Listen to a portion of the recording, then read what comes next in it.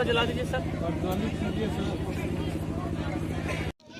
आज का जो कार्यक्रम है स्थापना वर्ष मना रहा है और हर एनुअल फंक्शन में जो है बच्चों को किस तरीके से डेवलपमेंट किया जाए उसको लेकर के स्कूल के द्वारा जो है आज कार्यक्रम रखा गया है।